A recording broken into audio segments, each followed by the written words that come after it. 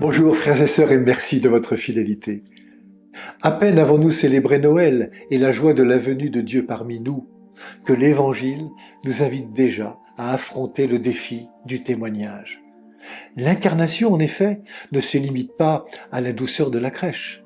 Elle s'accompagne d'une parole vivante, parfois dérangeante, qui vient bousculer l'esprit du monde. Si Dieu entre dans notre histoire, c'est pour toucher nos cœurs et ouvrir nos intelligences à la vie nouvelle qu'il veut nous communiquer en Jésus son Fils. Mais ce monde dans lequel Dieu se fait homme n'est pas toujours accueillant. Il peut se montrer réfractaire à la nouveauté que le Sauveur de Bethléem apporte. Sa parole ne se fond pas dans les logiques du monde. Elle les rencontre pour mettre à nu toute forme d'injustice, dénoncer l'orgueil et inviter à s'ouvrir à celui qui donne la vie. Aussi Jésus avertit-il ses apôtres, « Méfiez-vous des hommes ».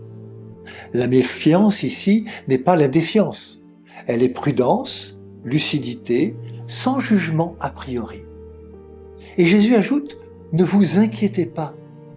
Ne l'oublions pas, celui qui repose dans la mangeoire est l'Emmanuel, Dieu avec nous. Et ce Dieu fidèle à sa promesse ne nous laisse jamais seuls.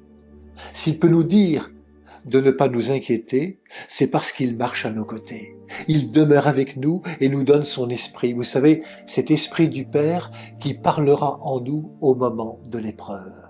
Ainsi, face à l'adversité, nous ne sommes jamais abandonnés. Dieu nous accompagne, nous fortifie et nous communique sa paix. Vivre de l'Esprit Saint, c'est l'expérience à laquelle tout disciple de Jésus est appelé.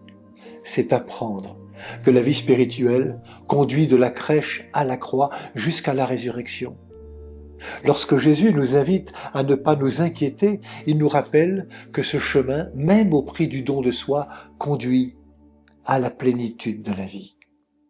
Comme le dit si bien sœur Catherine Coster, carmélite, de la crèche à la croix, Dieu se dépouille de toute gloire et de toute puissance pour revêtir la seule gloire qu'il connaisse, celle de l'amour inconditionnel. N'est-ce pas, comme le disait sainte Thérèse de Lisieux, le propre de l'amour que de s'abaisser? Frères et sœurs, gardons l'espérance et la confiance. Car si la lumière a brillé dans les ténèbres et que les ténèbres ne l'ont pas reçue, à ceux qui l'ont accueilli, le Verbe lumière a donné le pouvoir de devenir enfants de Dieu. Bonne journée à toutes et à tous, prenez bien soin de vous et des autres.